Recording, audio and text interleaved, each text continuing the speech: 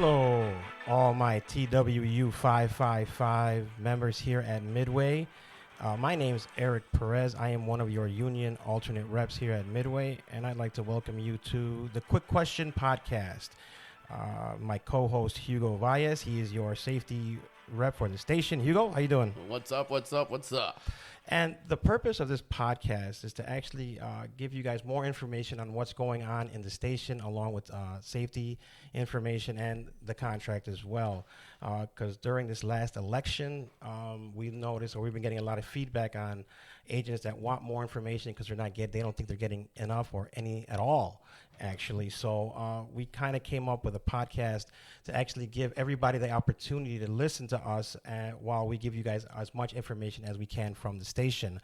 Anything that Wally meets up with the station managers, whatever info he gets on what's coming or what's happening, he'll let me know, and then of course I'm going to pass the information along to you. We got Hugo here who's going to give you all the safety stuff that's happening around Midway, and hopefully you guys like it and just keep tuning in. We're going to try to give you as much information as possible. All right, Hugo, how you doing, man? Oh, not bad. Man, it's been crazy, man. It's been really crazy. Yeah, it's been pretty hectic for me. Yeah, this podcast is ridiculous, man. It's a lot harder than I thought, isn't it? Yeah, it is. For those of you who don't know, we're getting our feet wet here. This is our first time doing this podcast. So hopefully, you'll find it entertaining. Yes, this is our 23rd time trying this, so we're hopefully 23 times is a charm. Yes. So first up, we're going to actually just talk about the election. They just happened. For those of you who don't know, of course, we have an election every 3 years to elect a new station rep for us. Wally Matties was reelected, and I actually like I like it. I voted for him. He's my guy. He's I'm his alternate. I'm his right-hand man. So I'm glad he did win, not taking anything away from Juan Cordova or Juventino Correa. I think they were actually would actually do pretty good, but I thought Wally was the actual better candidate here. Well, you know what? I think a lot of people who had interactions with Wally and they know what he's done for them. I think it was just his actions speak louder than the words, and his record speaks for itself.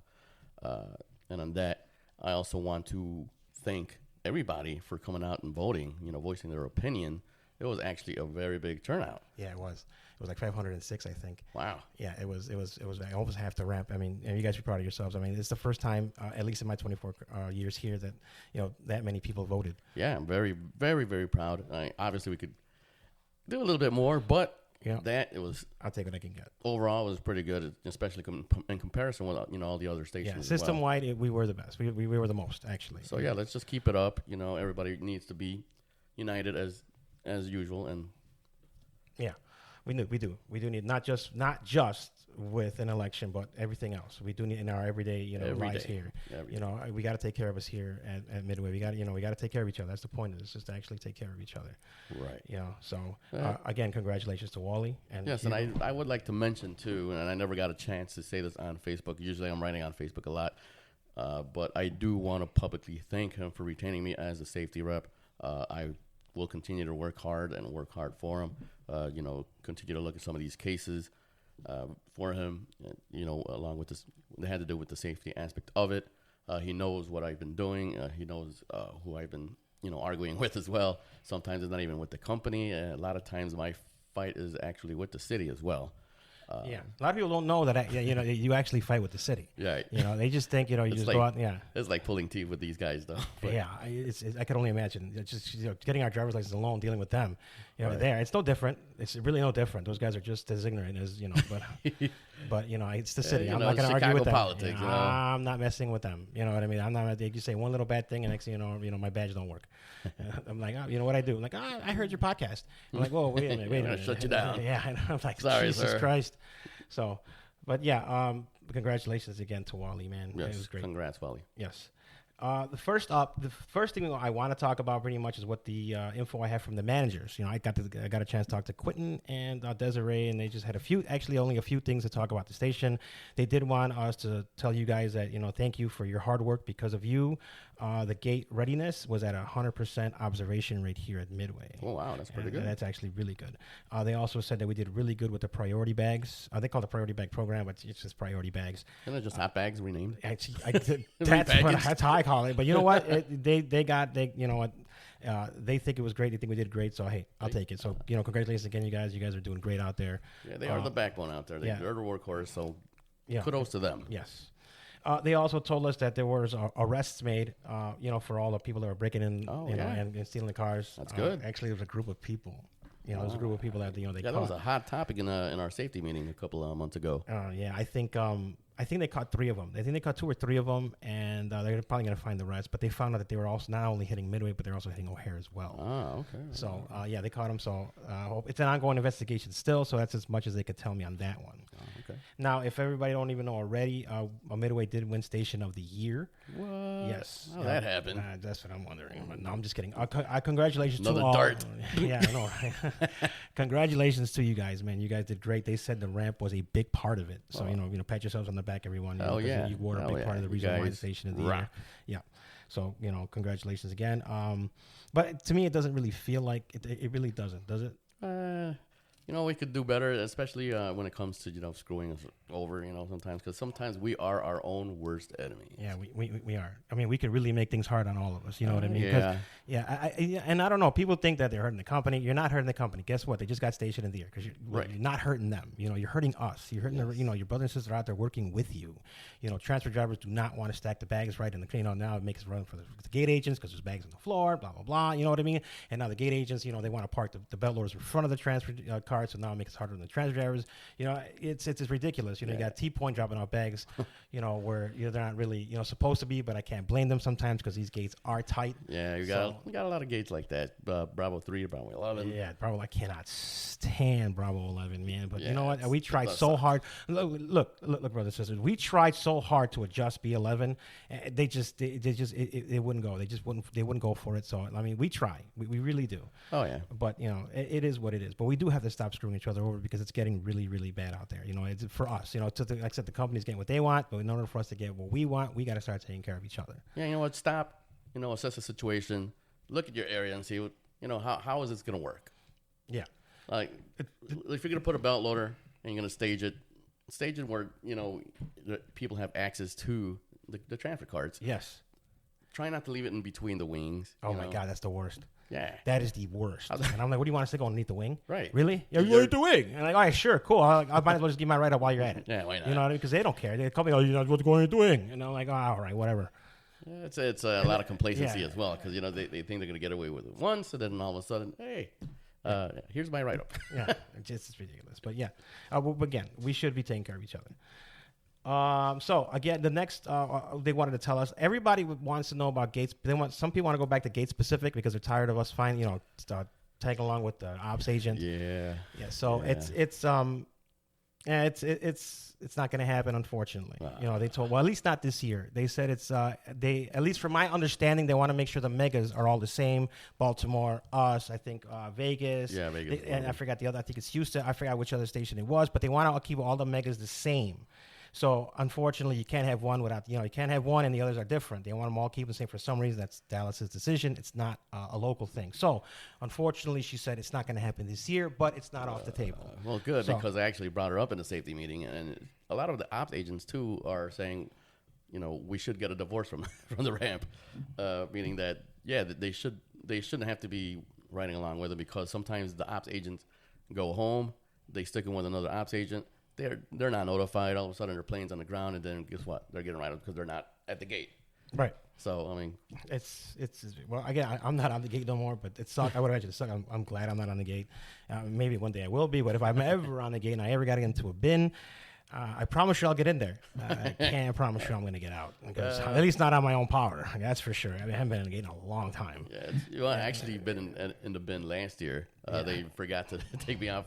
That's right. That was funny. I saw the old knee pads and everything. Oh, yeah, I had to dust off the old kney pads. I'm like, well, let's go. I'm like, how long were you on the gate before then? Oh, well, you used to. You know what? Not that well. From I want to say maybe 5 years. I used to transfer and I used to be the sweeper. Remember, I was a sweeper as well. Right. Ray would have me doing all types of stuff besides sweeping. Like, hey, what am I? Like, hey, go bring in this plane. Hey, go push out that plane. Hey, go take a air start over there. Like, hey, dude, what the? Yeah, Ray. I miss Ray. But, yeah. But That's but unfortunately we will never see case specific until hopefully next year. Who knows? You know. Who knows? And if I go into the bin, my chiropractor bills will be skyrocketing. Yeah, probably.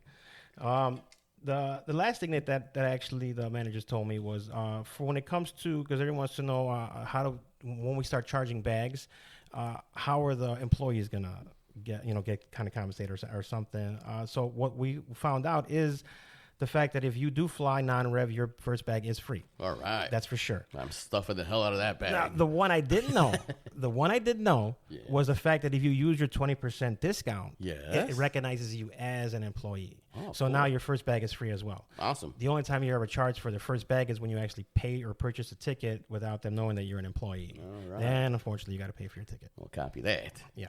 So that's it from the manager. So now we're gonna move over to safety. And Hugo, what's going on in the safety world, man? Well, it's finally feeling like spring. Fortunately, it doesn't look like spring. We still got snow carts out there. They're such a pain in the ass. I know everybody hates them. So do I. They take up a lot of space, especially since we're running out of room to park. That's also been another issue. But yes, when Bricata takes all their equipment away, we'll take all the snow carts away. We won't have to mess with plugs and all this and that. Yellow plugs and red plugs all over the place. The reason for the yellow plugs being stowed somewhere else is because they were stowing them inside the snow carts. And in reality, we should just be putting the red plugs in there and keeping our spreaders in there as well. Trying to keep that area clean. It causes, tripping hazards as well. But we're also protecting our, the equipment, which in turn is protecting our aircraft. So we want to keep in mind that when we're working out there in the winter, we're going to use these plugs, and we have to stow everything all in one cart. Except for the yellow plugs, we actually found areas, strategically placed them so we could stow them, because not every gate is going to have an 800 max. So that's why we put them in these spots. We put 10 on the, B odd side, 10 on the B even side. There's going to be 8 on the A side and just 4 on the island. So, when they need the plugs, they know where exactly to get them. They pick them up. I don't know. I'm assuming the drivers still pick them up to take to the flights or whatever. I don't know how they assign it anymore. I think it's the sweeper. Oh, the sweeper. Wow. One of the guys. Well, yeah. Well, they actually asked, management actually asked what would work, and I would say, well, A, yeah, you got sweepers, or B, whoever's assigned to that flight, that it's a Terminator. Give it to the runner. That way, the runner will be there. They'll meet the flight. They got the plugs, or even a safety rep if it's present. If everybody's too busy. Well, but I'm just trying. We're just trying to make the job easier and accessible and everything. And I even asked them. Well, they even asked me to draw a diagram for it. And I placed the cards. I made a little diagram. It's a simple diagram. It's just like South Park drawing, and it's fairly simple enough. Everything sounds simple. Yeah, I think there was 2 carts by Bravo 15. There's 2 carts at Bravo 16, but 1 on each side of the yard. 1 by Alpha 8. Well, actually 2 by Alpha 18. We just store 8 of them there, and the one between A4A, A4B. And it was simple enough. Sounds simple. Yeah, you know what? But managers didn't even know why we were doing it. I was doing it one time because I did say, some of the sweepers, they're busy. I'm going to pick up the slack, and I'll store these yellow plugs. And one of them actually came up to me and they go, hey, what are you doing that for? I can't, I've never seen anybody do that. Mm-hmm. Well, didn't, your uppers tell you about this? I'm like, no, they just told us that, they should, to put it there. But did they tell you why? Like, no. So I'm like, oh, well, there goes that. That's interesting. Well, I'm not going to say anything about that because, again, we're not here to bash the company. That's one thing we're not going to do. Because, right. I do love Southwest. I love Southwest Airlines. I always do. I think it's just the education. Yeah, that's the thing it's used for. I love Southwest. I don't let them, I'm not going to let them push me around, That's why I became a union rep, because I don't want to let them just do whatever they want to us. You know what I mean? There is a contract to uphold, and they got to uphold it, and that's all. And they're fine. They've been doing it so far. They've been doing well, but whenever they get, Whenever they get off the line a little bit, Wally pretty much puts them back in there, and vice versa, and but. All right, guys, we're going to switch it on over to the union side. And what I want to start talking about is, some of the things that I've been hearing a lot. It's about sups that are holding agents till the end of their shift. Well, unfortunately, the truth about that is, brothers and sisters, is that it's true.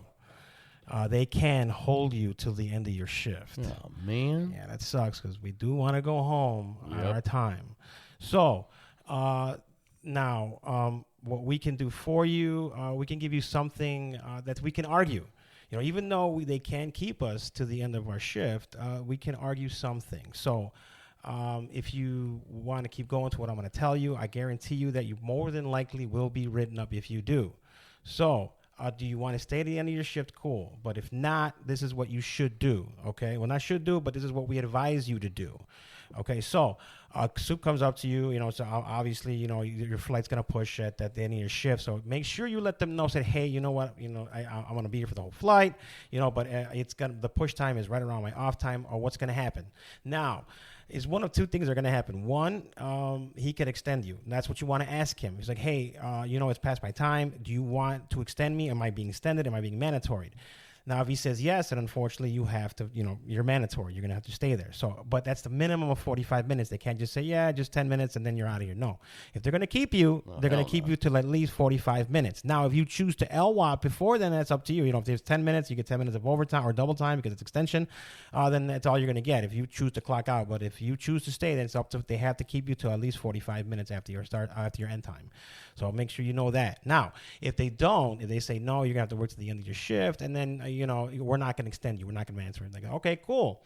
Now, depending on where you're at is what time you can leave. Now, people say 15, 20. No. The most that we say you can leave, well, not can leave, but try to leave, is 10 minutes before your off time, and that's only depending on where you're at. And now, if you're at A17, then, yeah, you know what I mean? You have to clock all the way on a B14. So, that's a long walk. So, 10 minutes, I can argue that, because they are going to write you up. If you do leave, more than likely they're going to write you up, and then that's when we grieve it. And then me and Wally, depending on who does the grievances, have to argue, hey, look, he was at A17. He's got to get to B14. He's got to put his locker away. He's got to do all that stuff. I can argue that.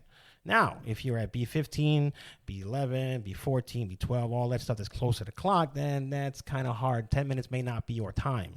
It could be 5 minutes. Now, what happens? Now, this is what you're going to do. So, when it comes to that time, you see your soup says, no, you're going to have to stay. I'm like, look, man, if you're not extending me, then I got to go. I understand that, you want me to stay, but I got to get off the clock.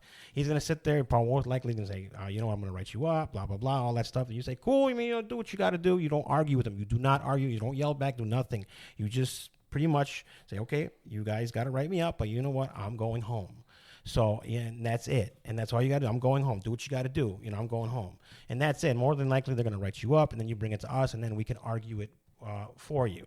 And more than likely, there's kind of lenient, especially when it comes to time, because you know what? If there's a lot of people still in the break rooms, they can go out there and they can find somebody to push that flight. They can. Now, if it was mandatory situation and there's nobody there, you got the old skeleton crew, and we're screwed, then more than likely, that's not going to happen. But right now, there's plenty of people. There's not that many flights. They can find somebody to push that flight, and we could definitely argue that for you. So remember that if you do leave, more than likely you will be written up. And then we just argue for it. But that's if you want to go home. And if you don't want to get written up, then unfortunately you're just going to have to stay until that off time. You're going to have to sit there, and then once it's 10:30, you let them know, hey, you know what? It's my off time. I'm not at the clock. You could keep me for 45 minutes, and that's it. And if they say, no, we're not going to pay you, I'm like, well, then you stay. You stay for 45 minutes. You're off the clock. You come grieve it with us, and we'll let them know that you didn't get them off the time. But if you choose to leave, that's on you. All right? All right. Oh, whoa. Hey. Whatever the sound there. What was that? I'm sorry, folks. I have no idea what just happened. This is all new to us. I have a mixer here that I have no clue how to use. I just had somebody help me. So hopefully, yikes. Well, we're just here getting our feet wet. And I do want to compliment you on your nice little studio here. For those that don't know, we're actually not in a studio. We're in his dining room. It's not really soundproof. You're going to hear all types of stuff. He had to turn off the turtle filter over there. Should he be doing the backstroke over there? What's going on? No, he's just floating. I hope he's still alive. Well, just hope the dog doesn't. No, I can't wait for the dog. Yeah, I use my arm as a chew toy, and then you got the cat over here using my leg as a scratching post. It's awesome. All right. Good times. All right. So we're going to keep going. All right. So what I wanted to talk about next is the 6-hour shift trade agreement. All right, guys, just a heads up. A 6-hour shift trade agreement, we have 6 hours from the time the shift trade starts to actually turn the shift trade in. So contractually, it's actually 8. It used to be 12 in the old contract, but with the new contract, it went down to 8.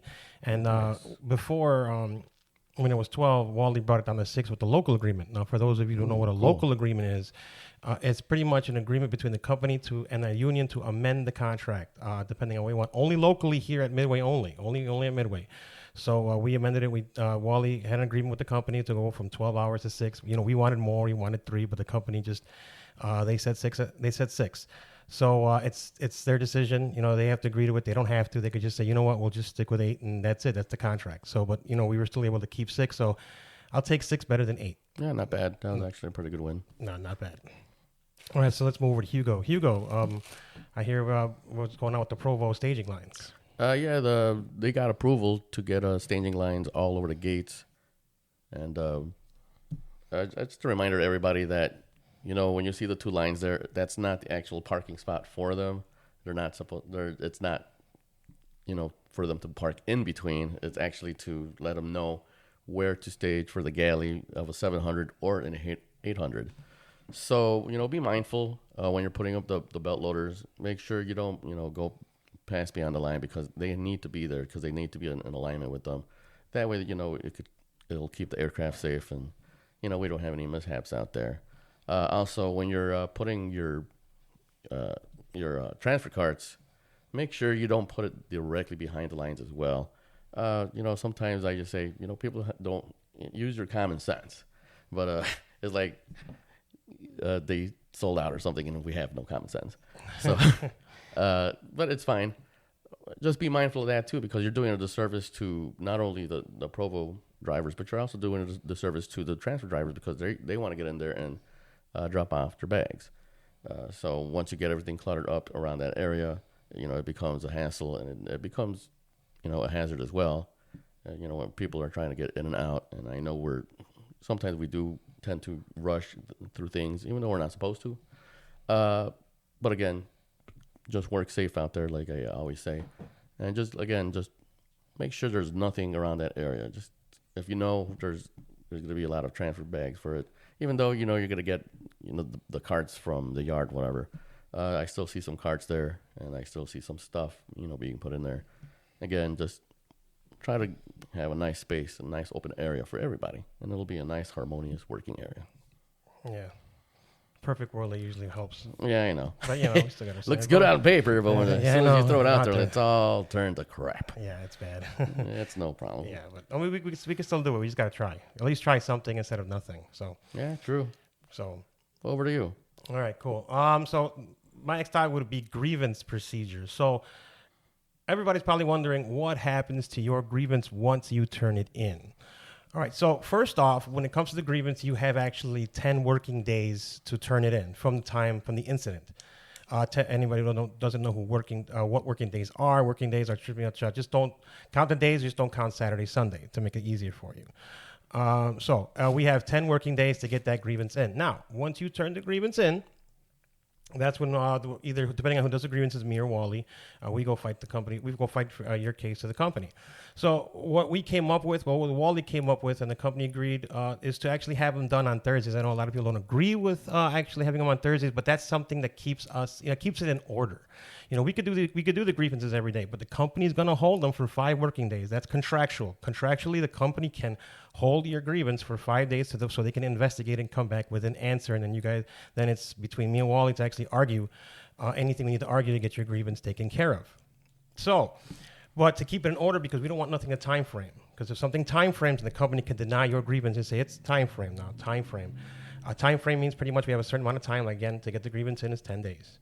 So, and if it time frames, and the company like, you know what, we're done, we don't have to do it. So, in order for us not to keep it going the time frame and to keep them in order, we just gather them all up and then turn them in on Thursdays, and then Wally or me, depending on who does the grievances, will go ahead and argue the grievance. So, the first step, there's actually 3 steps in this. So, if the first step is to actually, with the first SSO lead, which is Rachel.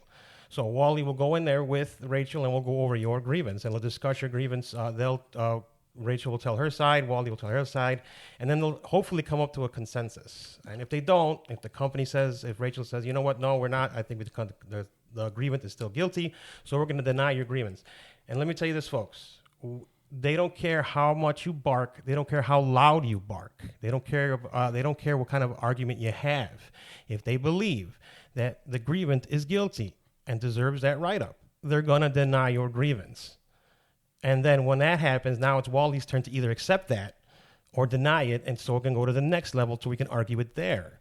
Now, if Wally denies it, which most likely he will if they deny it, then he'll deny it, and then it'll go up to the next step. But if Rachel accepts it and says, you know what, the agreement is right, we'll take the letter or whatever the case may be, then Wally will accept it there. But if it's not, then it'll go to the next level, which is probably, I think Connie will be the next one. That's the SSO manager. Now, once it gets to her, again, it's going to be the same thing as with Rachel. They're going to argue the case, and if they can get it settled there, they'll get it settled there. Now, if the company, again, Connie believes that you are still guilty and you deserve the discipline you got, then they'll deny your grievance. And then, again, Wally will have to decide whether to accept it or not. And if he doesn't, now it leaves the station.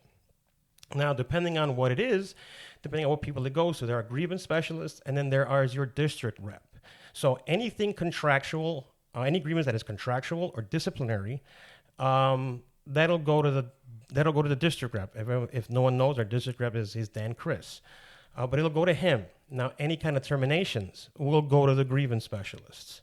Now, they'll determine or try to actually go with the company and try to argue some things and probably get your grievance settled there. Now, if they don't, and the union believes that they have a case that they can win, then they're going to go to system board. What system board is, they're going to bring everybody that involved in that case, including the grievant, down to Dallas. They're going to bring them down there, and it's going to be like a court-like setting, except there's no judge. It's going to be 2 people from the company and 2 people from the union. And then the company will present their case, and the union will present their case. And then the 4 people will decide what they think is the true, what is the answer to whether the grievance is guilty or not. 9 times out of 10, it's most likely going to deadlock. The company pretty much won't go against the company, and the union won't go against the union. Obviously, that's how I look at it. That's my opinion. That's how I look at it. I mean, 9 times 10, that's what happens anyway. So if it deadlocks, now what happens to your grievance? Now the union has to decide what kind of a case they have. Now, if the case is good enough where they think that an arbitrator will rule for them, then they'll take it to arbitration. And if they don't, they're going to settle and pull your grievance there, and then unfortunately, your grievance is done. So once they'll decide that. Now, unfortunately, when it comes to the arbitration, they have to really make sure that they have a really good case, because once it gets to arbitration, the loser of the arbitration pays for all the arbitration costs, and that could be anywhere up to $17,000 or more. So they have to really make sure that if they go to system board, if they go to the arbitration, that it's worth it, and they have to actually make sure that they win. Because if they lose, again, that's a lot of our union dues that go towards this arbitration case. So, but if they do, we have won some, and we've lost some, but at least they still tried. But that's what happens to your grievance once you fill it out and turn it in. Okay, so. That was deep. Yeah, that was a lot of information. Yeah, that was. That's grievances are, and again, I don't care who tells you guys. I really would ask a rep for any kind of grievance, advice. I love my union brothers in the break room. I do, but unfortunately, they don't know all the answers. They're not reps. They may want to act like them, but they're not reps. We're the ones that actually go in there and deal with your grievances. So some people will say, "Now this happens." Look. We fight for you. We fight for you when it comes to those grievances. Sometimes we win, sometimes we lose. It just depends on the case. But Wally does go in there and he fights his best for you. All right. So on those arbitrations, you can actually read them on the TW 555 website. Yeah, you go in there, you look at arbitration rulings. You can actually see who was in there, and you can actually see what happened and what we won or if we lost. Right. Yeah, that's on TW555.org. If you guys haven't been on there, just go check it out if you guys really want to see what an arbitration's like. All right, Hugo. Yo. I think we got, what else we got? I think this is, what, for the gun cases now? Well, What do you want to do? one quick thing. Go ahead, shoot. Pushing out. We've been seeing a lot of incidents where we're pushing out and we're not pushing out properly, and we've been destroying these planes. Not totally destroying them, but we have been getting a lot of broken tow lugs out there, and some of them are being found at the other stations. So my thing is, please be careful when you're pushing out these planes. When you disconnect, make sure the nose, the tow bar, and the pushback are in alignment, all in a straight line. That way when you unhook, you go straight back. Don't even turn, just straight back, let it fall. But some of these gates are kind of hard to actually do that. Well, I mean, they can be hard, but essentially if you try, and the more you practice and the more you gain experience, you could actually get the nose. You just got to keep doing it. I agree. You actually just got to keep doing it. And you don't have. It doesn't have to be the perfect push, because a lot of times I rarely see the perfect push out there, which is when you're out there, you get the whole plane, tow bar, and pushback in alignment, all in a straight line. Yeah. But what they're looking for now is just getting the nose gear, tow bar, and pushback in line. As long as you get that, one little deviation can cause disaster. And now, correct me if I'm wrong. Yeah, that's actually always supposed to have been like that. We've always supposed to have the push like that. I think that's been around for a long time. What are you talking about? The whole perfect push alignment? Yes, the perfect push alignment. I think you were supposed to push it like that. Yeah, that was for a long time. That's the way we were supposed to push, and we've kind of strayed away by that when they said that a lot of people can't push that way. So now it was acceptable to push with just the nose gear, tow bar, and pushback in line. They were being lenient, and now they're being. And now they said, "Oh, you know what? It's not working no more." So you know what? Now you got to do it right or get written up. Yeah. That sounds just like them, right? Well, hey, it is what it is. It is what it is, unfortunately, but yeah. All right, so we're going to wrap this up with the last topic, and that's going to be, again, a big thing that's going on right now is the actual gun cases and what we actually have to do with them. Yep, very hot topic. Yeah, it's a very hot topic. It's for the local drivers, so local drivers, unfortunately, it's going to be, it's where we have to take the gun cases, and we got to take them up. So from what my understanding is that when you do get a gun case, and you go downstairs at T-Point, you have to offload. Obviously, you have to offload your bags first. And then once you take the gun case up, you have to actually notify the BSO, let them know that you're bringing you got a gun case, and it's not, you can't say gun case. You can't say gun case. Like, if you forgot about that, you have to say locked box. It's a locked box. You have to say locked box. Don't say gun case. Do not say gun case. Because that's what we're saying in the airport. And of course, they got radios up there, so we all know what happens when you say the word gun. Yeah, so do not say guns. Locked boxes. I got a locked box. I know. Get them, boys. So, just say you got a locked box, and you take it upstairs to the elevator. So everybody's been saying, but this, but that. Well, trust me, everyone. We've already argued that. With them already. We gave them the situation. We told them. We gave them the local sweeper. We gave them the overflow guy. We gave them the suit. We gave them all this stuff. But in the end, they chose to do it this way. And in the end, it is their decision. We can't do anything we can't force them. Unfortunately, Article 2 states they can direct the workforce, and that's what they love throwing in our faces. So we just have to listen to what they say and just do it. If that's what they want us to do, that's what they want us to do. So it's actually in the ground ops manual as well. I had to go look, and I did find the thing on the chapter, I guess, on firearms, and it's been revised this year. And I guess, unfortunately, we have not been doing what we're supposed to be doing. I think we're one of the few. We're one of the very few stations that haven't been doing it. Well, it's do it midway. The midway way. The midway way, like usual. So everyone, just put it this way. Look, just let it do what they tell you to do. If they want you to do that, that's fine. You know what? Cool. Go offload your bags, get in the way of somebody else as you're going up, and that person's just going to have to wait. That's all. And that person has to wait, and the bags ain't up there 18 minutes, and it gets written up. That's where we come in, and then that's where we grieve it, and we show them that, hey, look, this is what's happening. Now, from my understanding, it shouldn't be that much of a problem anyway, because we get about 3 or 4 locked boxes a day. That's according to them. Whether I believe it or not, I've seen a lot of locked boxes before. But they were all transfers. Right. They were all transfers. None of them actually stayed here. And I transfer drive. I local drive. Next month, I'm local driving. In May, I'm local driving, and the guy I pick up for is a local driver. So I'll be doing locals all day. So I'm going to find out exactly what's going on. I know at night you guys are here. You guys are getting. They're saying you guys are getting killed. I've been seeing it a lot, especially when I do doubles on transfers. So I'm going to be seeing what's going on at locals at night. I guarantee you, I'm going to find out what's going on, and if I need to, I will definitely go to the station manager find out what can be done, because I'm definitely seeing a lot of local drivers getting killed, especially not. And there's a lot of local tugs that are being taken, that are missing. So. We'll find that out. I'll eventually find that out soon enough. We're working on it. I promise you we are going to work on it. But right now, as far as the locked boxes are concerned, we're just do what they say. Do what you got to do. Go do what you call your soup. Let them go up there. Meet them up there. Give them a come back down and get out of the way. Now, the people that are waiting for those guys, just sit right there and wait, or tell the soup. Absolutely. Tell the soup, hey, look, I have to, I know it's 18 minutes, but you know what? You have some guys in the way. This guy's sitting in the way. I don't know what to do. Right. So, and that's it. And a lot of people are asking, well, what if I have multiple gun cases? Which is quite possible. Right. They actually do have flatbed carts down at T-Point. It's gone. It's all the way down by where you're charging your tugs.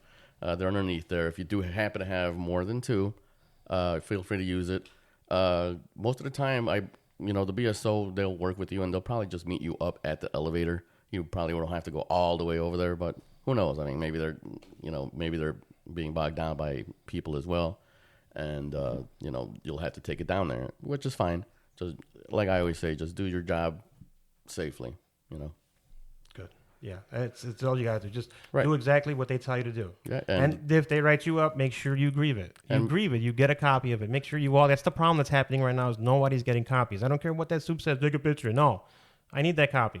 And if they don't give you the copy, I need that soup's name. So that way, I mean, the managers definitely, the station managers actually want to know, and they help us when the soups. They know that it's not right when the soups are not giving the letters out. They should be giving you those copies. And make sure you do notify the supervisor that you do have a locked box, and maybe they'll get I'm not going to say they're going to skip you, but they'll look at the flights and they'll give you one that's a little later. That way they're not putting the flight right on top of that. Yeah. And if they do, well, that's their fault, and that's on them. They're the one that manages the work for. So if that's what they want, then that's what we'll give them. We'll give them. You want us to do it? Fine, we'll do it just like that. Hey, why aren't you? Why isn't these bags 18 minutes up? Well, I had to wait for the guy to get out of my way. Right. So a lot of people, they're deathly afraid of these write-ups, and I get it. You don't want nothing in your file, but if it's not your fault and you're performing your job the way you're supposed to, and you're doing it safely, bring it in. The guys are gonna grieve it for you, and they'll probably take it out. More than likely, especially if you than likely. Yeah, it will not be in your file, and you we'll still take have it a out. clean You file. still have to grieve it. That's all you have to grieve it. That's all you got to do. Right. Yeah. Well, that's our last topic for this episode. Hugo, how you feel, man? Episode 1. Well, you know what? That's not bad. We had a couple of delays there, so. Yeah, this was rough, man. It was a little rough, but now with this new to program, and we're getting used to it, and everything's running smoother.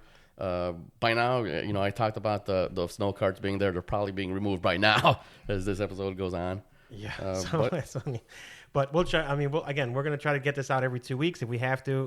Definitely won't be this long. This is our first episode. We'll definitely try to get it between 20 to 30 minutes. We want to keep you guys that long, but please just keep tuning in. Next time, I'm gonna dive into protected hours. I know there are a lot of people who have questions about protected hours. A lot of people that are using them and have no clue that they are using them. So, Hugo, what do you got for next week? Next time, I will be talking about probably what do we got over here? Oh, the closures of B23 and B25. We're going to be doing some restriping out there. So it's summertime, and yeah, why not? Right when we go up to 250 flights. Right. Yeah, that's great. It's perfect. Fun. All right, guys. So, for me, Eric Perez, my co-host, Hugo Valles, please keep tuning in. Thank you for listening to the Quick Question Podcast. Till next time, folks. See you later. And we're signing off.